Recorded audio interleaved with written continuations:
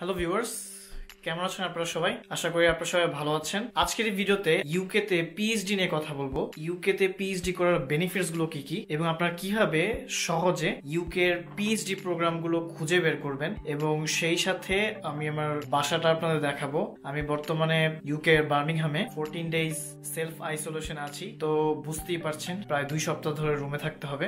তো ভাবলাম এই ফাঁকে আপনাদের জন্য কিছু ইউজফুল ইনফরমেশন শেয়ার করি। ইউকে তে যদি আপনারা পিএইচডি করেন তাহলে আরো বেশি সুবিধা পাবেন।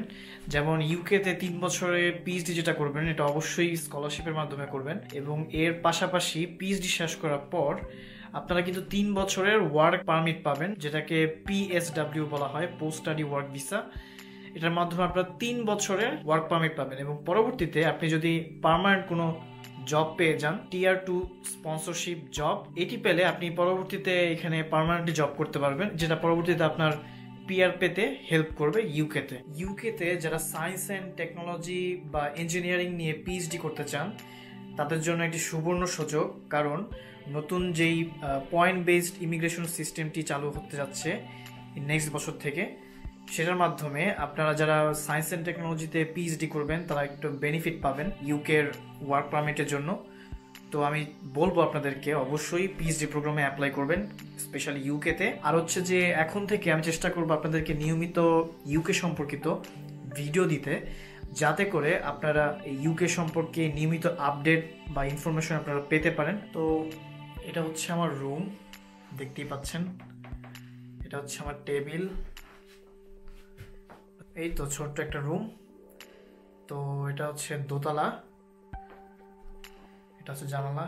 এখন রাত, সো ঠান্ডা বাইরে, তো সবকিছু লক করে রাখছি। পাশে একটা বেসিন আছে, দেখতে পাচ্ছেন। তো যেটা বলছিলাম, এখন আমি সরাসরি কম্পিউটারে চলে যাচ্ছি। তাহলে কথা না বাড়িয়ে শুরু করা যাক আজকের এই ভিডিওটি। এটি হচ্ছে একটি ওয়েবসাইট। এই ওয়েবসাইট থেকে আপনারা ইউকেতে জব প্লাস পিএইচডির খোঁজ খবর নিতে পারবেন। এই ওয়েবসাইটের লিংক আমি ডেসক্রিপশন বক্সে দিয়ে দিয়েছি, আপনারা চাইলে সেখান থেকেও ভিজিট করতে পারবেন। তো পিএইচডি প্রোগ্রাম সার্চ করার জন্য আপনাদেরকে এই ওয়েবসাইটের এখানে দেখতে পাচ্ছেন যে ফাইন্ড পিএইচডি, এই বাটনে ক্লিক করবেন। এই বাটনে ক্লিক করার পর এই মুহূর্তে যতগুলো পিএইচডি প্রোগ্রামের সার্কুলার প্রকাশিত হয়েছে বা এখনো সার্কুলার আছে সেগুলোর একটি লিস্ট দেওয়া আছে। তো আপনারা সিলেক্ট করবেন। তো এখানে দেখতে পাচ্ছেন অনেকগুলো পিএইচডি প্রোগ্রাম আছে, যেমন কম্পিউটার সায়েন্স, ইঞ্জিনিয়ারিং টেকনোলজি, প্রায় 231টার মতো পিএইচডি প্রোগ্রাম আছে। এছাড়াও অন্যান্য সাবজেক্ট রিলেটেডও পিএইচডি প্রোগ্রাম আছে। তো আমরা একটি পিএইচডি প্রোগ্রাম দেখছি। তো আমরা কম্পিউটার সায়েন্স রিলেটেড পিএইচডি প্রোগ্রামগুলো কী কী সেগুলো একটু দেখে নিই। তো আমরা ক্লিক করলাম কম্পিউটার সায়েন্সের উপর।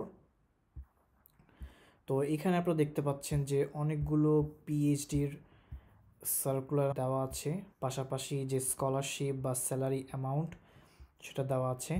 তো এখানে আরেকটা বিষয় আমি আপনাদেরকে একটু মেনশন করব, যে আপনারা ফান্ডিং টাইপে ক্লিক করবেন। এখানে একটা অপশন দেখবেন ফান্ডিং টাইপ, এখানে দেখবেন যে ইউ স্টুডেন্ট, ইন্টারন্যাশনাল স্টুডেন্ট। তো এখানে আমরা ইন্টারন্যাশনাল স্টুডেন্ট ক্লিক করব, যাতে করে আমরা ইউকে স্টুডেন্টদের জন্য প্লাস ইউরোপিয়ান স্টুডেন্টদের জন্য যে সমস্ত পিএইচডি প্রোগ্রাম আছে সেগুলো দেখে শুধু আমরা সময় নষ্ট করতে চাই না। তো সরাসরি আমরা ইন্টারন্যাশনাল স্টুডেন্টস লিখে সার্চ করব, তাহলে পিএইচডি প্রোগ্রামের অনেকগুলো পিএইচডি প্রোগ্রাম চলে আসবে। তো আরেকটা বিষয় আপনাদের বলে রাখি যে ইউকের যারা অরিজিনাল যারা ব্রিটিশ আছে তারা অনেকেই হচ্ছে ম্যাক্সিমাম পিএইচডি করে না।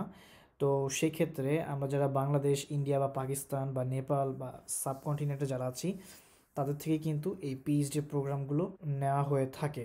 তো এটা হচ্ছে আমাদের জন্য একটি চমৎকার সুযোগ। আমরা চাইলেই এই সমস্ত পিএইচডি প্রোগ্রামে যদি অ্যাপ্লাই করি এবং আমাদের হয়ে যাওয়ার চান্স থাকবে। তো এখানে একটি পিএইচডি প্রোগ্রাম আমরা দেখতে পাচ্ছি, যে এটা হচ্ছে tuition fee plus tax free stipend দিবে, অর্থাৎ টিউশন ফির পাশাপাশি আমাদেরকে স্টাইপেন্ড দিবে। তো এই সম্পর্কে আরেকটু বিস্তারিত জানার জন্য আমরা যে পিএইচডি প্রোগ্রামটি দেখব সেখানে ক্লিক করব। ক্লিক করার পর যে মেইন অ্যাডভার্টাইজটি সেটাই প্রকাশিত হবে।